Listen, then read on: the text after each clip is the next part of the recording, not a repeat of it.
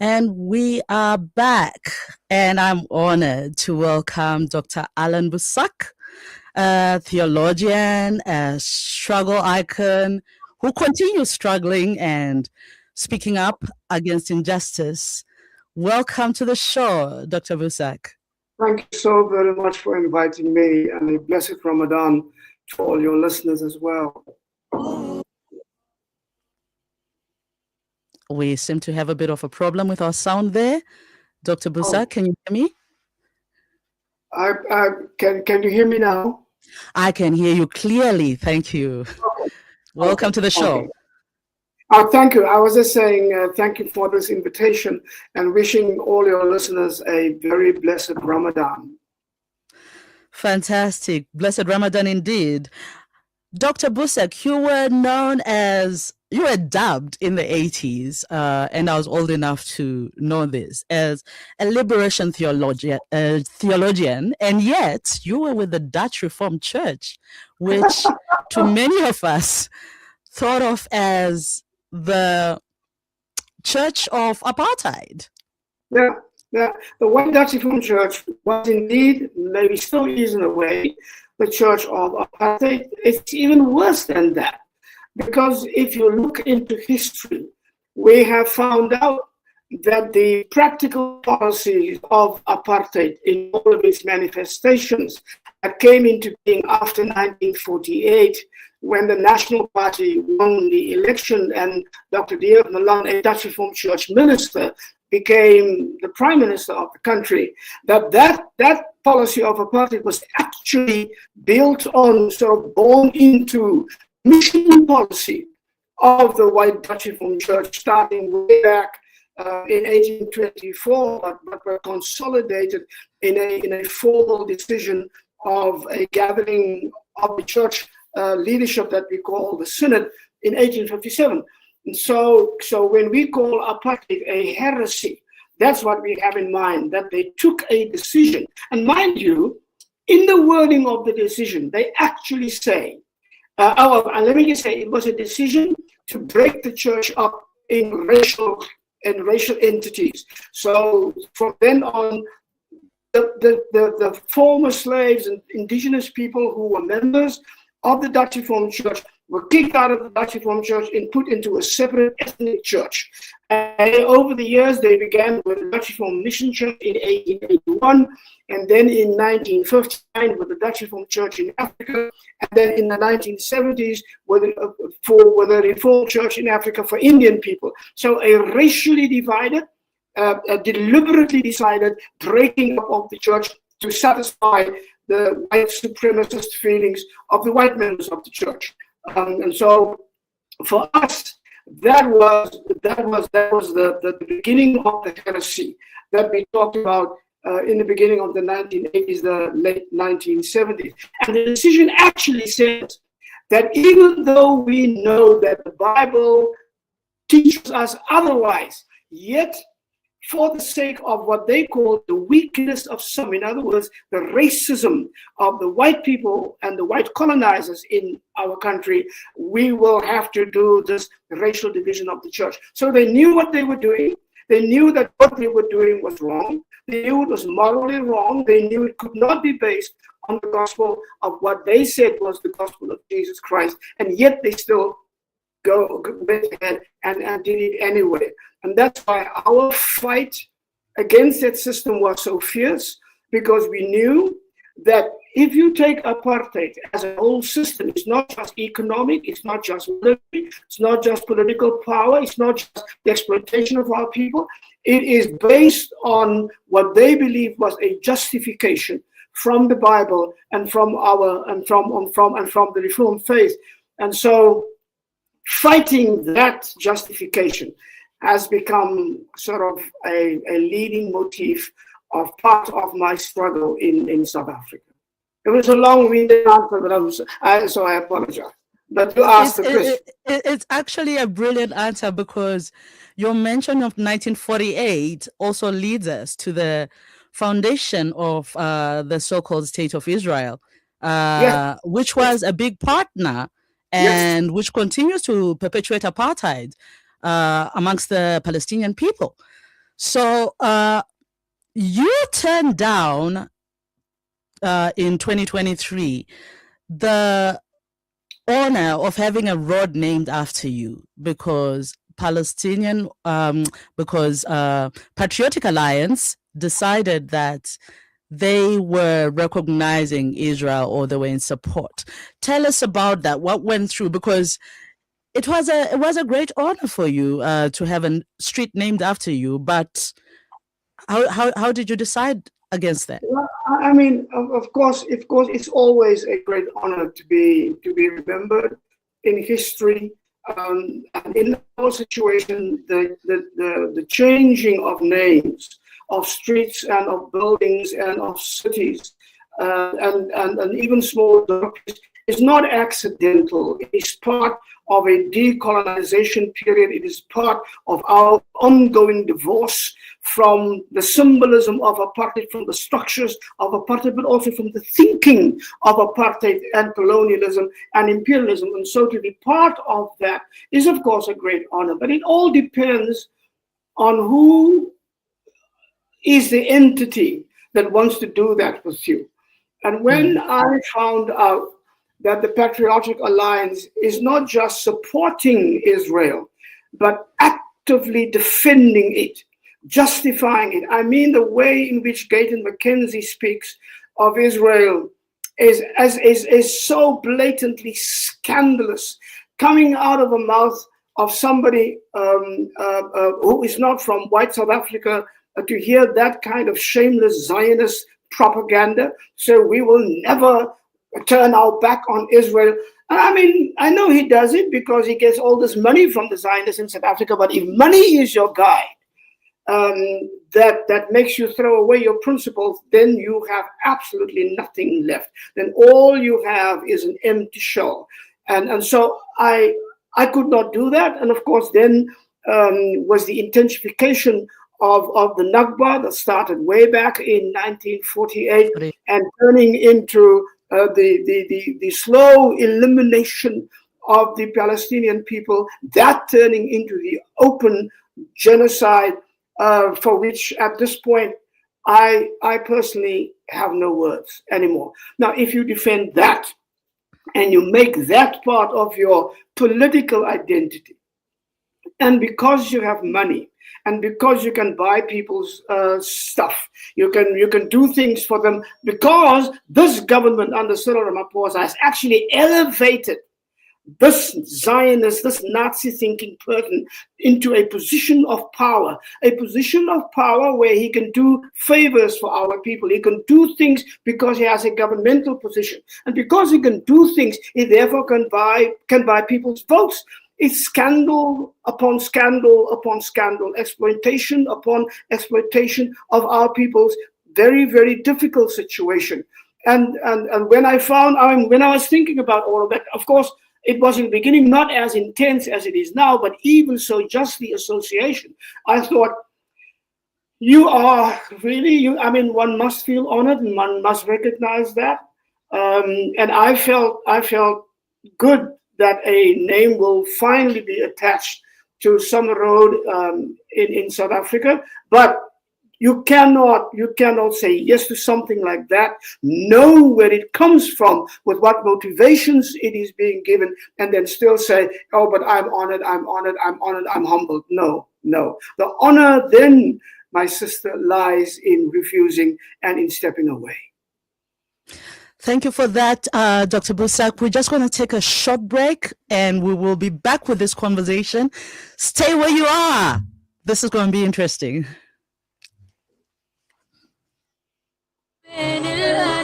Salam Media, your spiritual companion this Ramadan. Kids these days are smart, and when you're competing for their attention against their smartphones, you need to make smart choices, like using Sunfoil triple refined pure sunflower oil in every meal you make.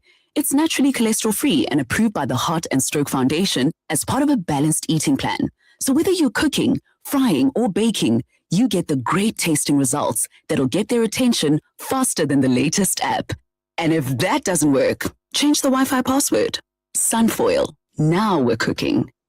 Discover the Africa of your dreams and surround yourself with her spectacular beauty. Relax beneath her serene sunsets and explore wildlife at its natural best. It's where the pride of Africa comes together.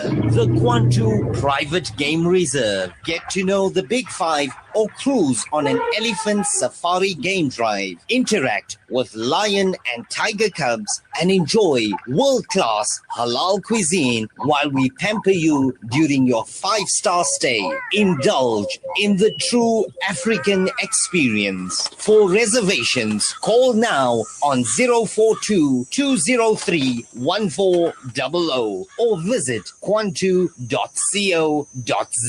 The Kwantu Private Game Reserve, the place of gathering. World-class financial services only at Sapphire Global, your financial partner. If you are looking for Islamic, Sharia, and ethical financial products, look no further. Sapphire Global offers a wide range of financial service offerings from short-term to life and investments. A full-service center with all financial requirements under one brand. Our highly skilled and experienced consultants are ready to help protect your financial future. Contact us on 041 001 0184 or visit our website on www.sapphireglobalfs.com. Sapphire Global is an authorized financial services provider. Freedom Stationery supply Marlin and Marlin Kids pens to me and my school friends. They supply just about everything we need to help us get a better education, from books to files to rulers. In fact, any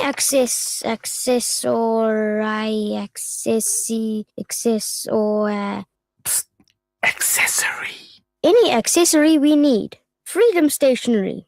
Education for the nation. What does accessory mean? You are listening to Salam Media live from our headquarters in South Africa. This is Salam Media, keeping you company this Ramadan. Dr. Boesak is back with me, and I'm excited to be having this chat with him. And Dr. Boesak, you were not only an anti-apartheid activist, you were also a witness based on all the books that you wrote during that time that we have as a country to refer to. What do you say to a person who says, Dr. Boesak, Palestine is about the Jews and the Muslims? What do I have to do with it? I'm South African. We've got our own issues, and I'm a Christian. What do you say to that Christian? Thank you, Sukizwa. Now, that question is very, very simple to answer. It is not about Jews or Muslims. It is about our common humanity. It is about our obligation to humanity.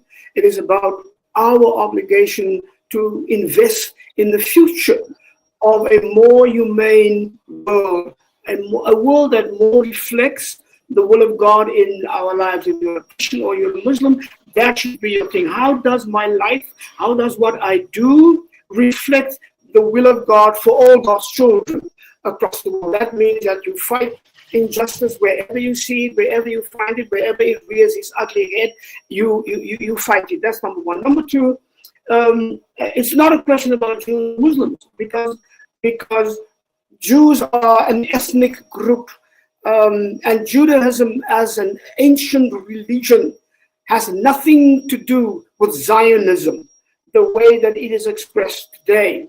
When I heard the moment after October 23, October 7th, the first speech that Benjamin Netanyahu made, he actually made reference to the Bible. Now, this is a man who is an atheist. This is a man who has no religious life. This is a man who does not really believe in God. He believes in his own power. He believes in ethnic power. He believes in whatever it is, but it is not the God of the Bible. So when he claims a biblical instance to justify what they have been doing for almost 80 years and what they were planning to do in terms of intensifying the eradication of the Palestinian people and the steal of the Palestinian land, then it's up to me as somebody who also stand in the tradition of those scriptures, Old and New Testament, and who calls himself a follower of Jesus, who was a Palestinian, a representative of an oppressed, occupied people in the first century, and a representative of an occupied and oppressed and dismantled people almost in the 21st century. So my first instinct should be to rise up against all of that. And so for me,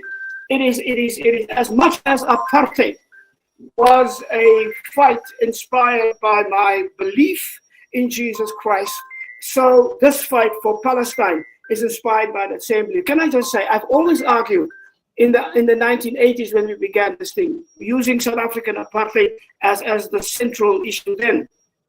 I've always said the way people, church people, politicians, it doesn't matter.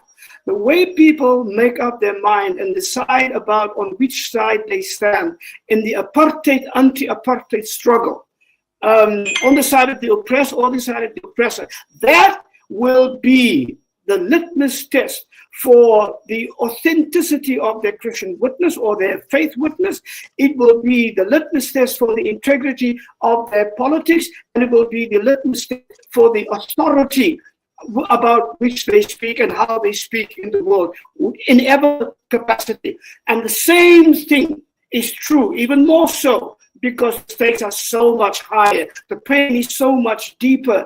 The attack upon Palestinians is so much more shameless than the attack on black people was during apartheid. There is no more saying, yeah, well, I joined with Palestine because it was like apartheid South Africa. That's long gone. We passed that.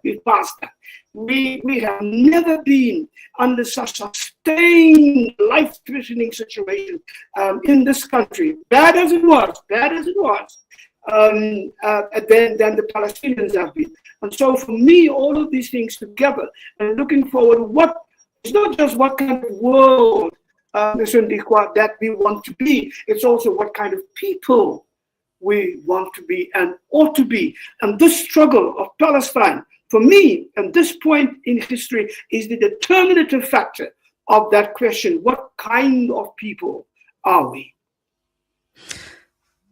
Indeed, what kind of people are we when we can see children being killed and men and women and being maimed and starved, and we can say nothing about it, but stand with the people who are causing the harm?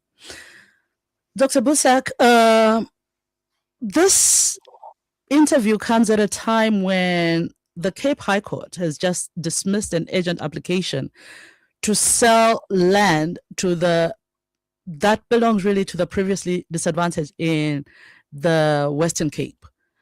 As a person who was on the coalface of the struggle, what do you think we could have done differently? How have we failed? How has the government failed South Africa? Well, the majority. The government has failed us in not recognizing or knowing, but not recognizing how crucial the question of land has always been. We have acted as if the fight for the land began in 1913 and then again in 1936.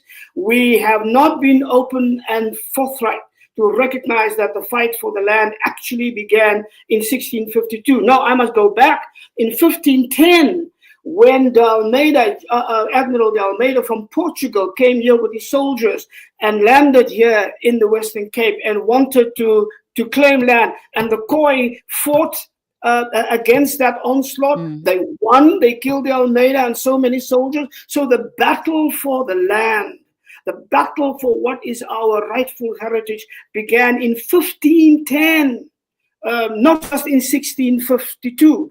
Now, to have a history in schools and in politics and a discussion about land without beginning where it should begin, that is already a delusional point of view. That is already a deceptional point of view. Then the second deception comes in here. And so we fight for freedom, and we fight for the land, and we fight for democracy. And then we have an election. And before the election, we claim to have one of the best constitutions in the world. And yet That constitution that brags with his Bill of Rights for everybody, correctly so, has embedded within it the longest article in Article 25 that parades and pretends to be the protection of private property, but is in fact the protection of stolen land in the hands of white people, so that even today, after that constitution, more than 70% of the land is still in white hands. Our people still battle. And what happens in the Western Cape is now happening, and all covered by legalities and by political alliances and by this GNU that pretends to represent our people. But the third thing, please do not forget that from the beginning, from the time of President Nelson Mandela, right through Thabo Mbeki, right through Jacob Zuma, the African National Congress, who has pledged to fight this battle for us once we gain power in our country, that African National Congress has had more than a 2/3 majority, season after season, term after term, in which they could have changed the constitution to make the fight for the land, for our people, a better one and an easier one. They refuse to do that. Why?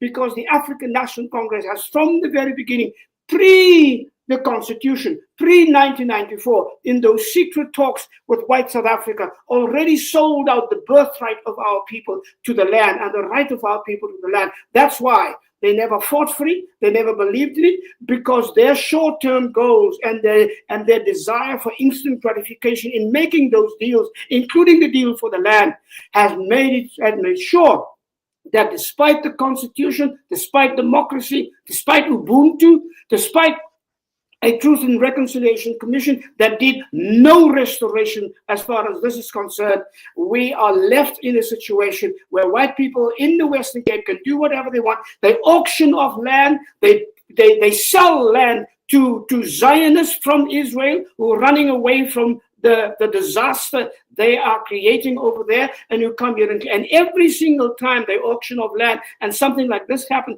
it means they still steal the land from the indigenous people, not just in the Cape. We are just at the forefront of the struggle, but they will continue to do so until black people will once again be no more than renters on their own land, indulged by the real owners who came here and invaded and genocided and stole everything. I feel very strongly about this, so excuse me for getting upset. We appreciate your very strong feelings. Maybe this is what will inspire us to act. Dr. Allan Boesak, thank you so much for taking the time to be with me and have this conversation. It's the beginning of a conversation. It's a conversation that we need to keep having, but not just having, not just talking. We need to act on it. Thank you so much, Dr. Boesak, and thank you, have a good day. Thank you for having me, and God bless you all. God bless you, sir. Thank you. And that was Dr. Allan Boesak. We are going to be back with Carrie Shelva after our giveaway competition just soon.